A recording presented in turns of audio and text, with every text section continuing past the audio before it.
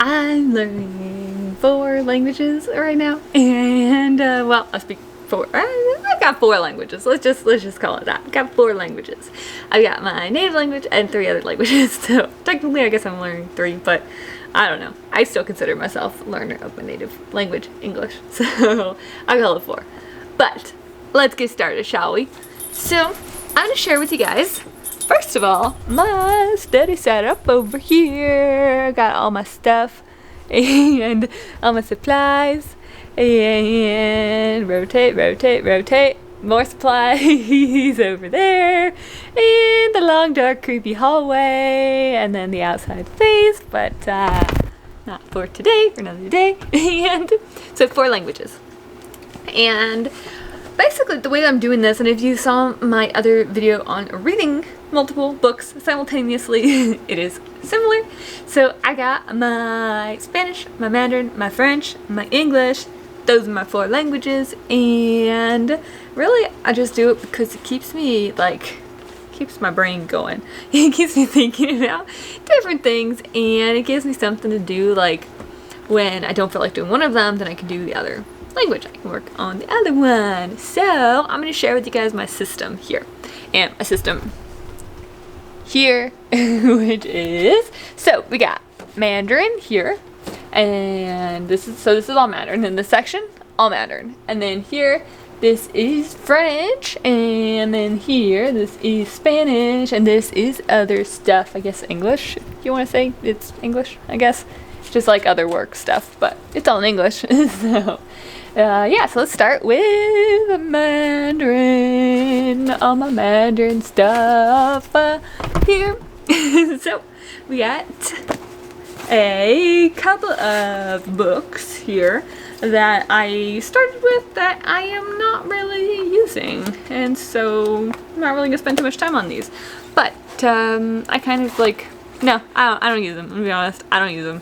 So I'm gonna toss those aside. I'm gonna keep them though, because one of these days I might be like, man, I really want to do some work with practice Mandarin, and then I might use them.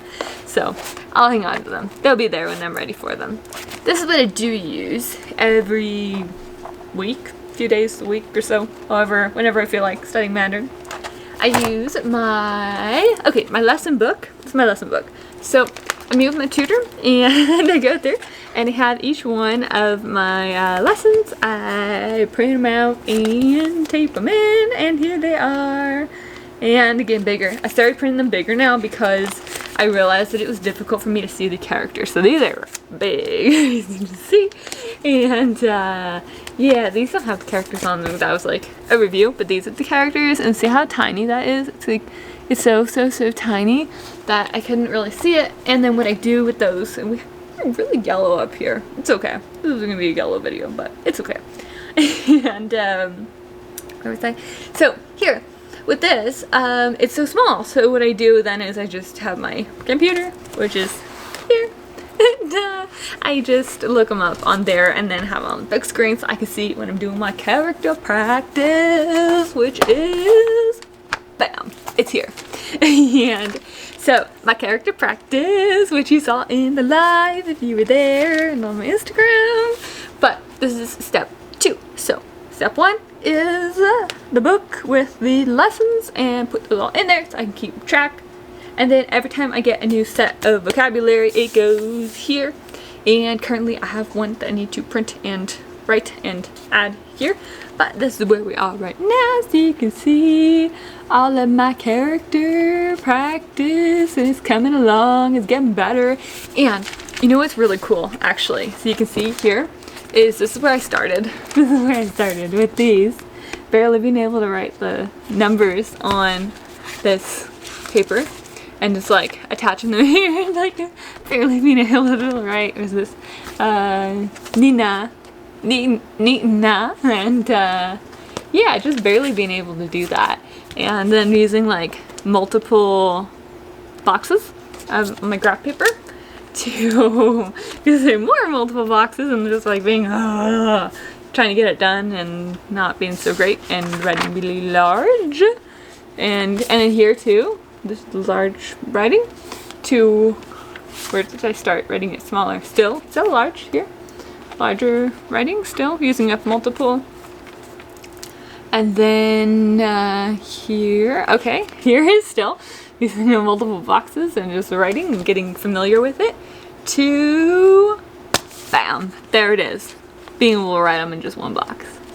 And I think they look so pretty now. I know that some of my characters are not like spot on, but for the most part they're pretty close.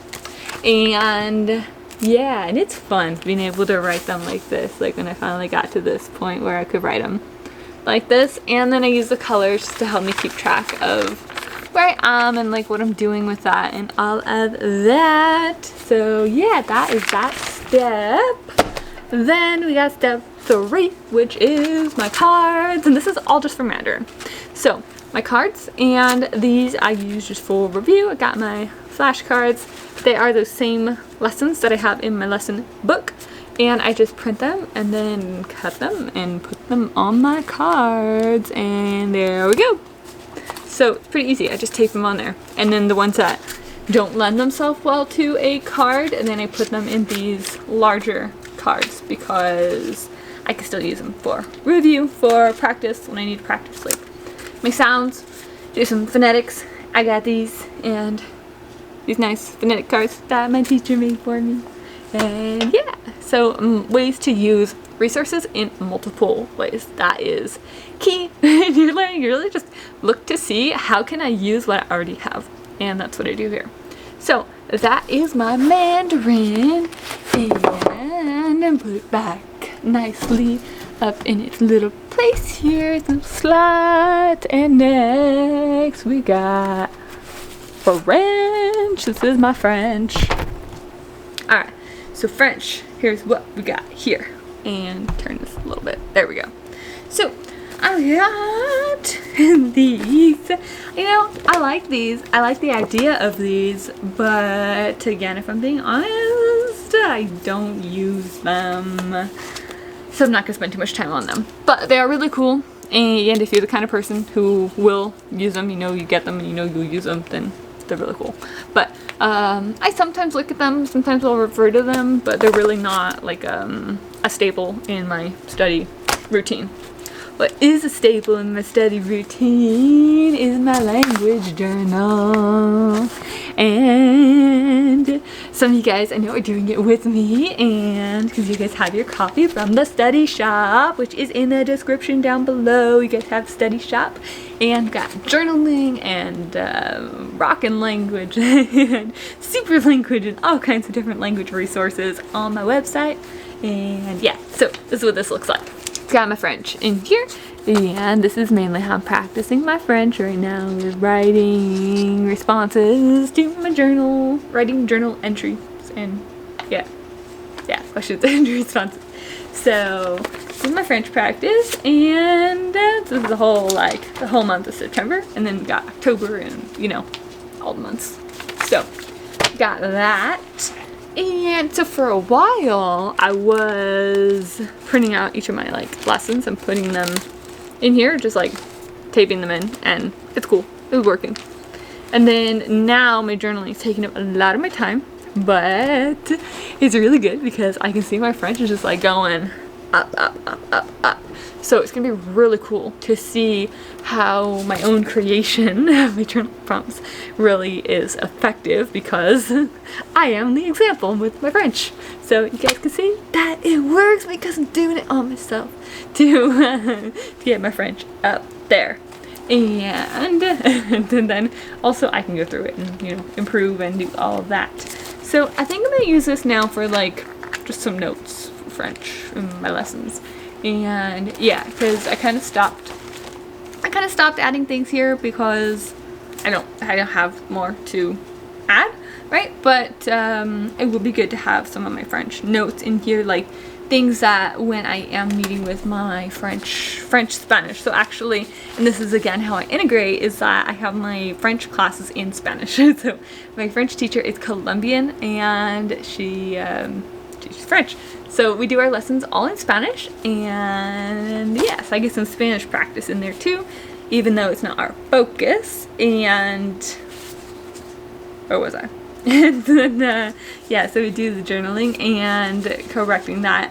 And, oh, so when we go through and we do, like, she notices mistakes that I'm making consistently, then she will say, hey, like, you know, watch your pronunciation with this, like, you keep pronouncing it the wrong way each time, you keep making the same mistake, which is really, really helpful to say, hey, this is the kind of mistake you make, be aware of this, and it can improve that way. So those are things that I could be writing down that I haven't, but that I think I'm gonna start. And I did make a few notes on here about those, like here. See, I did make notes on here, like I did make some notes. So either way, you know, I guess I could do it just with these two. I'm gonna play around with it and see what works best. Because I do have the notes, they're just on here, which is kind of easier because then I can see it and mark the text. So that might be better, but we shall see. Maybe a combination of the two. I'll keep you guys updated. Come see me in the next live and I'll update you on my current progress and how this is actually playing out. But yeah, that's French. So, French done. French, this is my French progress anyway. So, French. Alright, so we're gonna put these back in their spot here. Put them back in their spot. And then we got Spanish. This isn't Spanish. This doesn't belong here. These are my notes for my video editing. These don't go there. Those can go back up there. Alright, Spanish. These are, again, I have some of these Spanish sheets, and I kind of like to use these sometimes. I actually used this one, one of them. I used both of them probably when I was making Spanish videos when I very first started my YouTube channel, because it was a way for me to like go through these and just to get ideas. So I'd be like, okay, let me do, for example, my false cognates, and go through, and I got a whole list of them. So I used this, and I got the false cognates, and then I just, you know, got some sentences to use as examples and added those in to make it my own. And that's how those videos were created. And yeah, so I do use these a little bit, I guess. And some of the other ones too, use some of the other ones. It's a nice collection of all of that information, so it's helpful. But not to make too much. Okay, this is actually a song I wrote in Spanish for my linguistics class of all classes. I think it's a song, but or like a poem or something. And I wrote a song and then I sang it.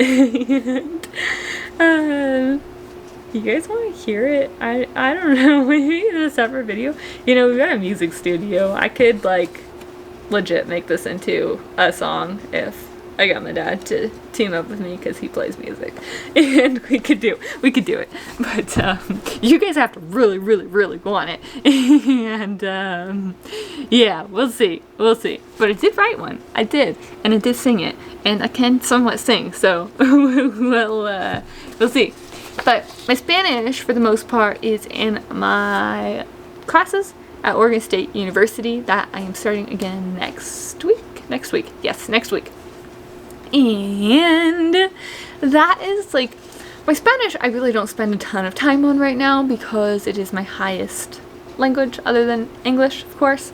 And so it's like I have, you know, my stuff for my classes that I do, of course, because as I'm going through my classes, you know, a lot of reading and writing, and one of the classes I'm taking this quarter is capstone course, so it's going to be, you know, project, write like 10 or 15-page paper or something, get that turned in, and yeah, and then have a Mexican culture or literature course of some kind, which I still need to get my books for.